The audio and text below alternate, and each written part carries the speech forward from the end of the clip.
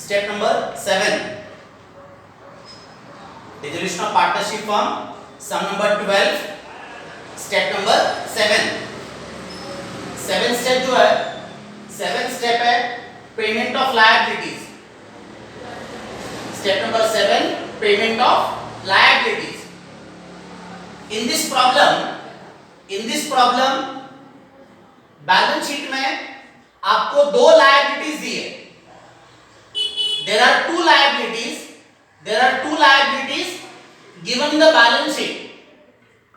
Trade creditors 15,000, loan from Mrs. P 13,000. Balance sheet के अंदर आपको लायबिलिटी साइड पे दो लायबिलिटीज है, trade creditors and loan from Mrs P. ये जो लोन फ्रॉम मिसेस पी है, इसको बैलेंस शीट के नीचे आपको पैराग्राफ के अंदर सेपरेट एडजस्टमेंट है. लोन फ्रॉम मिसेस पी, इसको बैलेंस शीट के नीचे आपको पैराग्राफ के अंदर इसको सेपरेट एडजस्टमेंट है.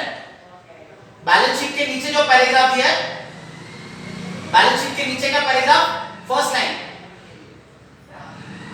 Investments were taken by P at rupees 2,000. Investments were taken by P at rupees 2,000 and agreed to pay off Mrs. P's loan. Agreed to pay off Mrs. P's loan. इसको underline करना है. Agreed to pay off Mrs. P's loan. इसको underline करना है.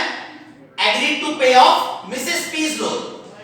तो balance sheet में ये जो लोन फ्रॉम Mrs. P है, this liability it is taken over by Mr. P. Balance sheet में ये जो लोन फ्रॉम Mrs. P है, this liability it is taken over. This liability is taken over by Mr. P. तो balance sheet के नीचे आपको paragraph के अंदर ये जो सेंटेंस दिया है, investments were taken by P at rupees 2,000. Investments were taken by P at rupees 2,000. ये सेंटेंस हो गया आपका एसेट टेकन बाय पार्टनर का सेंटेंस. एंड एडजस्टमेंट कंटिन्यू है. And agreed to pay off Mrs P's loan. तो balance sheet के अंदर ये जो लोन फ्रॉम मिसेस पी है, बैलेंस शीट के अंदर ये जो लोन फ्रॉम मिसेस पी है, this liability is taken over by Mr P. तो ये जो स्टेप था, agreed to pay off Mrs P's loan, agreed to pay off Mrs P's loan, ये सेंटेंस है आपका लायबिलिटी टेकन बाय पार्टनर, जो आपका स्टेप नंबर 8 है. P agreed to pay off Mrs. P's loan. तो ये एडजस्टमेंट कौन सा है? ये एडजस्टमेंट है आपका लायबिलिटी टेकन बाय पार्टनर, जो आपका स्टेप नंबर 8 है. तो बैलेंस शीट में ये जो लायबिलिटी है, ट्रेड क्रेडिटर्स, इसका पेमेंट करना है. बैलेंस शीट में जो लायबिलिटी है ट्रेड क्रेडिटर्स का अमाउंट है 15,000. इसका आपको फुल पेमेंट करना है. तो पेमेंट ऑफ लायबिलिटी का जो वर्किंग नोट है, पेमेंट ऑफ लायबिलिटी का वर्किंग नोट, इस वर्किंग नोट में ट्रेड क्रेडिटर्स, तो क्रेडिटर्स ये जो लायबिलिटी है, इसका क्या करना है? इसका आपको फुल पेमेंट करना है 15,000. In addition to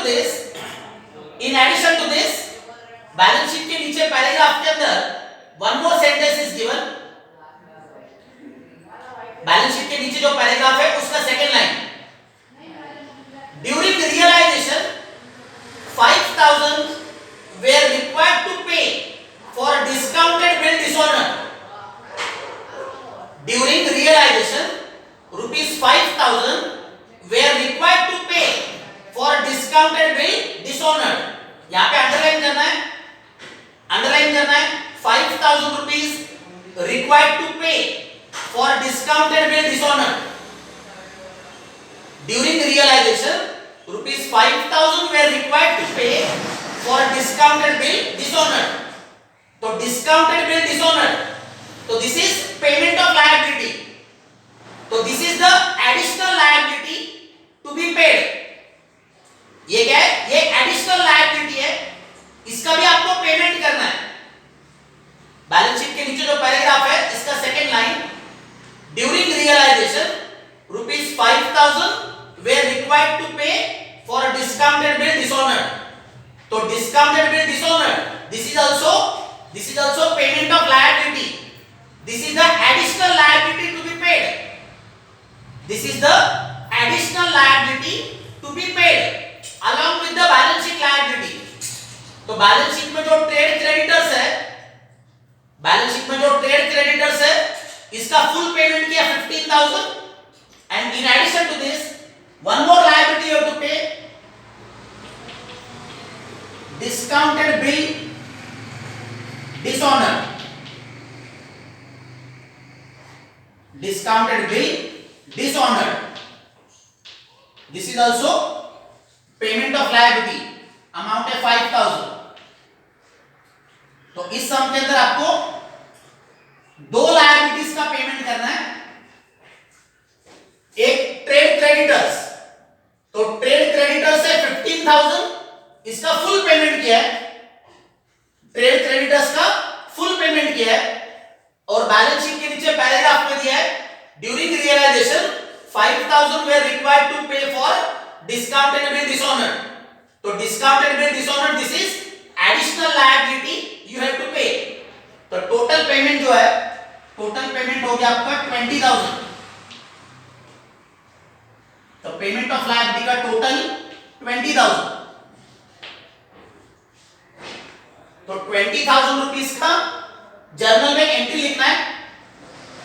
payment of liability का 20,000 रुपीस का जर्नल में एंट्री लिखना है. तो write the journal entry. Payment of liability का entry, realisation account debit to cash account. Payment of liability का जर्नल में एंट्री लिखना है, realisation account debit to cash account, amount है 20,000. उसका नरेशन लिखना है, बीइंग लायबिलिटीज पेड. नरेशन जो है, नरेशन है बीइंग लायबिलिटीज पेड. अभी लेजर पोस्टिंग करना है, realisation account debit side and cash account credit side. Payment of liability का जो जर्नल एंट्री किया उसका लेजर में पोस्टिंग करना है, realisation account debit side to cash account 20,000 and cash account credit side by realisation account.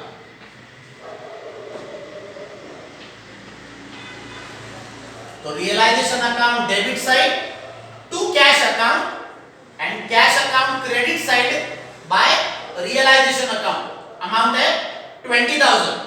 ये हो गया आपका step number 7, payment of liability. Next step जो है step number 8. Step number 8, if liability is taken by partner, if liability is taken by partner. Balance sheet के नीचे आपको जो पैराग्राफ दिया है, बैलेंस शीट के नीचे जो पैराग्राफ है इसके अंदर आपको लायबिलिटी टेकन बाय पार्टनर इसका सेंटेंस दिया हुआ है. बैलेंस शीट के नीचे का जो पैराग्राफ है, first line, investments were taken by P at rupees 2,000. Investments were taken by P at rupees 2,000. ये सेंटेंस हो गया आपका asset taken by partner. Investments taken by P at 2,000, ये हो गया asset taken by partner and agreed to pay off Mrs. P's loan. Agreed to pay off Mrs. P's loan. तो P has agreed to pay off Mrs. P's loan.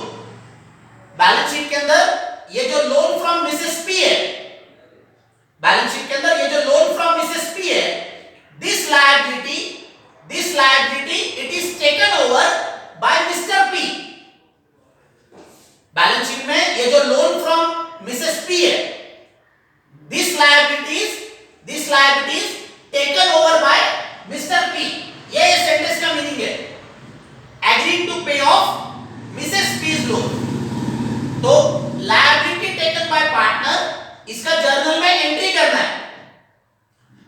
Liability taken by partner इसका पहले journal में entry करना है, तो write the journal entry. Liability taken by partner इसका journal में entry, realisation account debit to P's capital account. Journal entry realisation account debit to P's capital account, amount है 13,000।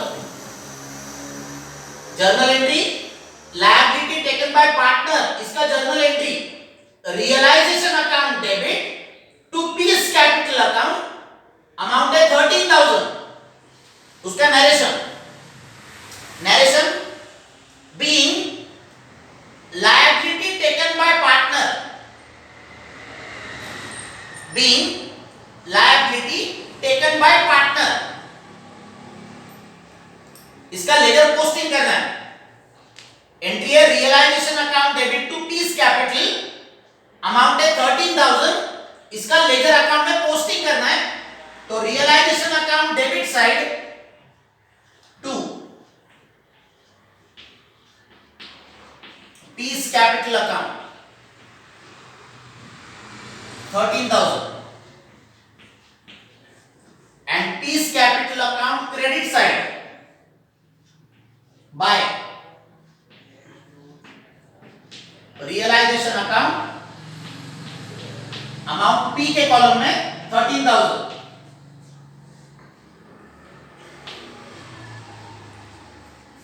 realization account debit side to peace capital account 13,000 and P's capital account credit side by realisation account, amount P के column में 13,000। तो balance sheet के अंदर ये जो loan from Mrs P है, balance sheet के अंदर ये जो लोन फ्रॉम मिसेस पी है, this liability is taken over by Mr P. Loan from Mrs P, this liability is taken over by Mr P. Next step है step number 9। Step number 9, payment of partners loan. Payment of partners loan. In this problem, in the balance sheet on the liability side, partners loan account is not given. इस सम के अंदर आपको balance sheet में liability side में partners loan account amount is not given, तो payment of partners loan इसका journal entry इस समय करना नहीं है। बैलेंस शीट में loan from partner is not given, तो there is no journal entry for payment of partners loan in this problem. तो पेमेंट ऑफ पार्टनर्स लोन ये स्टेप इस समय करना नहीं है, because amount of partners loan is not given in the balance sheet. Step number 10। Step number 10, payment of realization expenses, dissolution expenses or winding up expenses.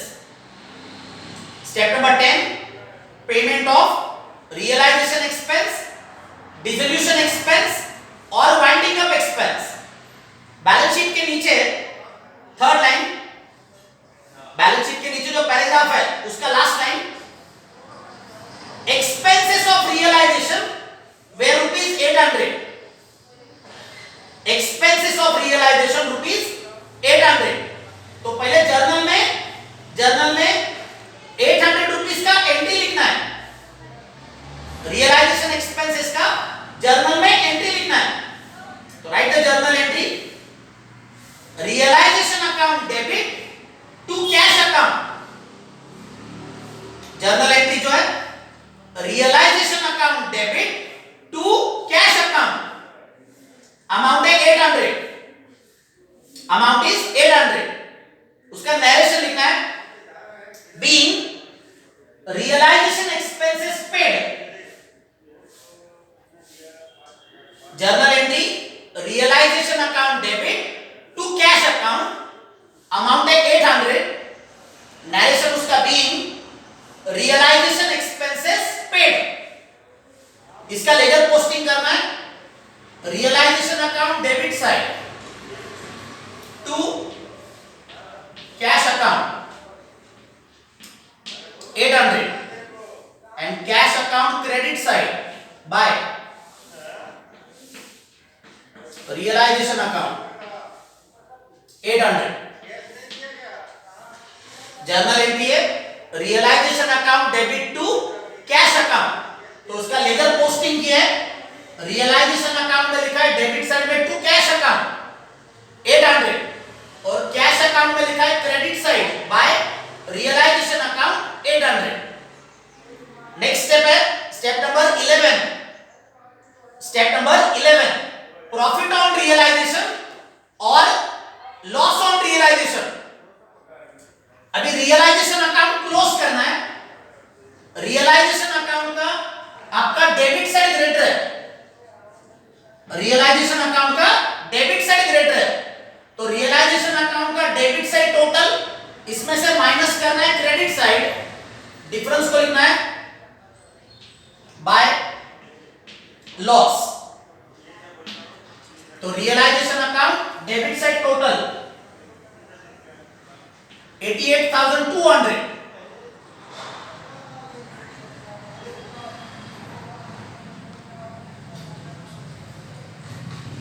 Realisation account का debit side है 88,200, इसमें से credit side minus करना है and difference को लिखना है by loss. तो रियलाइजेशन अकाउंट में आपका लॉस आ रहा है 17,200. रियलाइजेशन अकाउंट का जो लॉस है ये लॉस आ रहा है 17,200.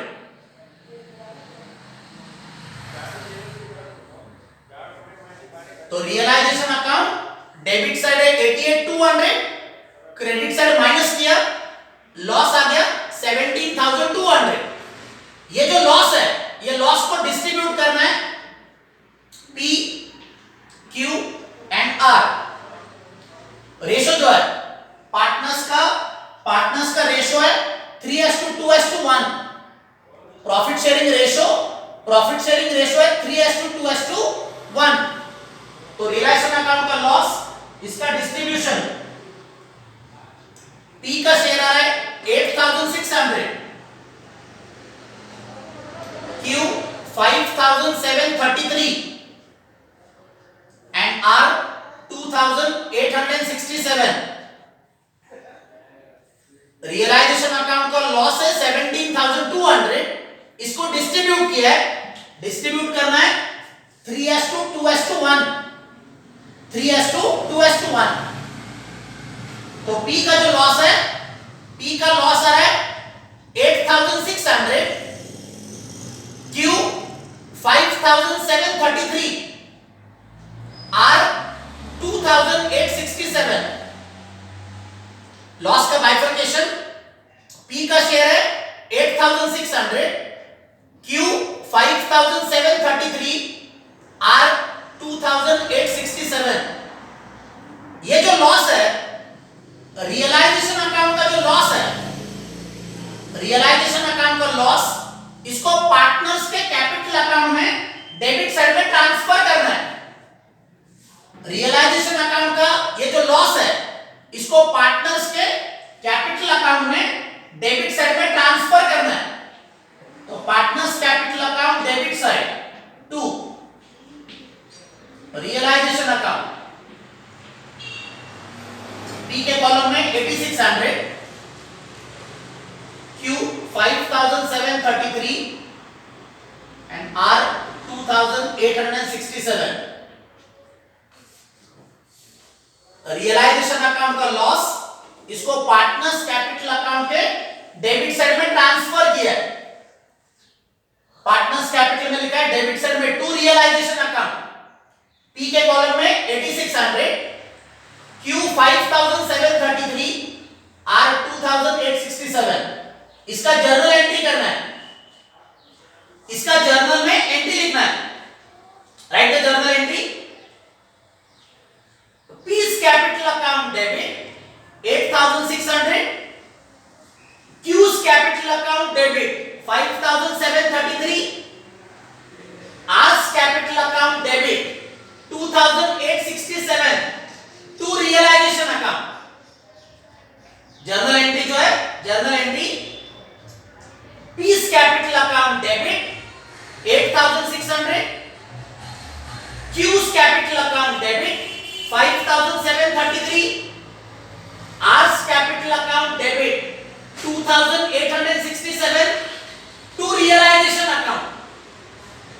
उसका narration, narration in the being loss on realisation account, narration जो है being loss on realisation account distributed between partners in profit sharing ratio.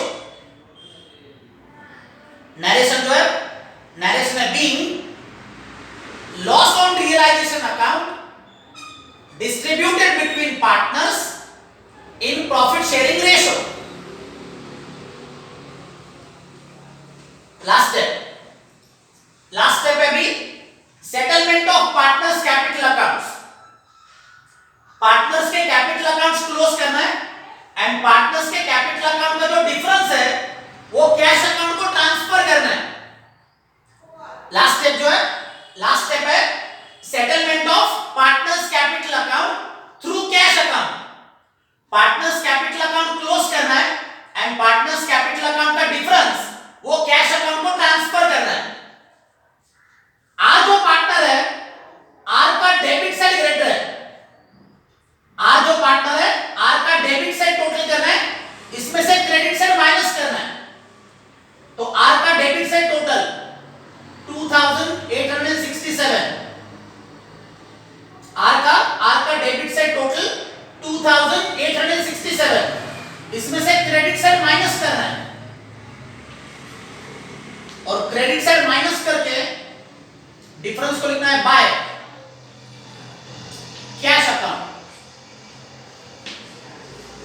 Are जो पार्टनर है, आर का डेबिट साइड है 2867, इसमें से क्रेडिट साइड माइनस करना है तो डिफरेंस आ गया आपका 667।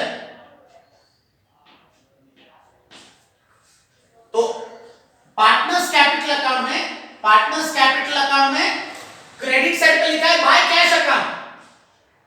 पार्टनर्स कैपिटल अकाउंट के क्रेडिट साइड पे लिखा है बाय कैश अकाउंट, इसको कैश अकाउंट के डेबिट साइड पे लिखना है। तो cash account debit side to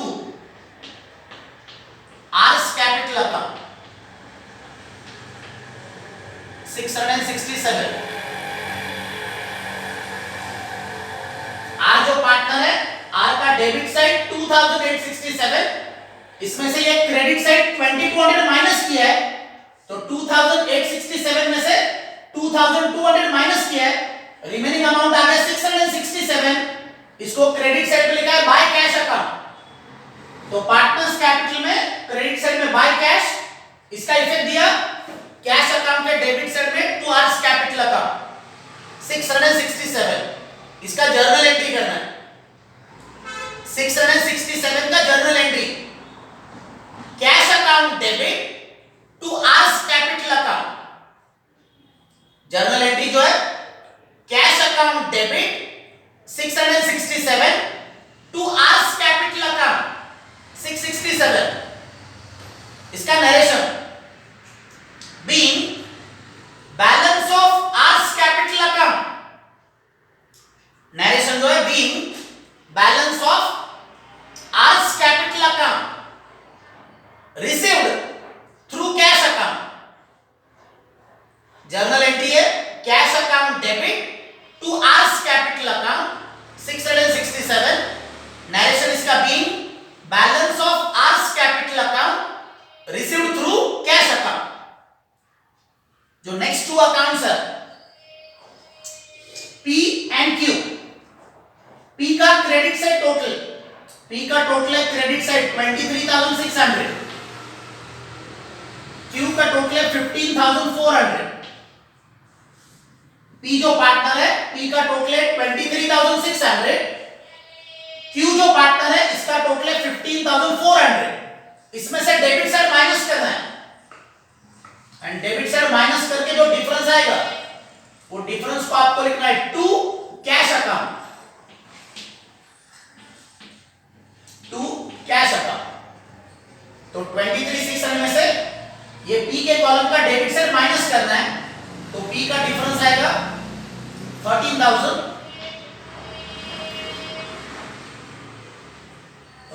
partner है, Q का डिफरेंस आ रहा है 9667,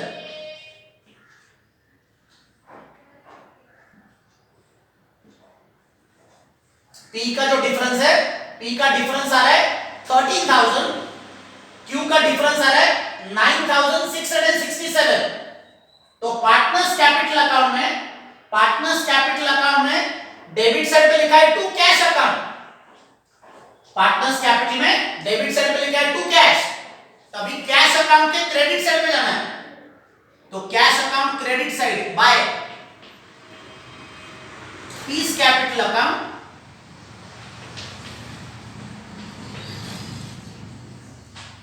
$13,000 by Q's capital account 9667।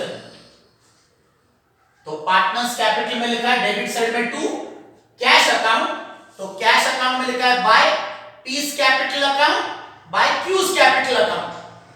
इसका जर्नल एंट्री लिखना है, इसका journal entry P's capital account debit 13,000, Q's capital account debit 9667 to cash account. Journal entry जो है P's capital account debit 13,000, Q's capital account debit 9667 to cash account. उसका narration है being balance of partners capital accounts, being balance of partners capital accounts settled through cash account।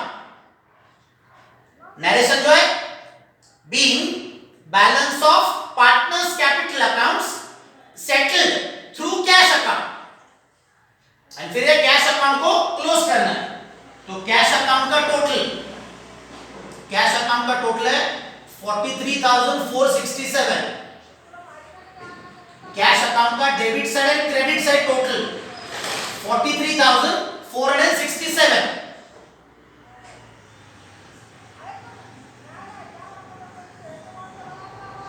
तो cash account debit and credit आपका equal हो गया 43,467।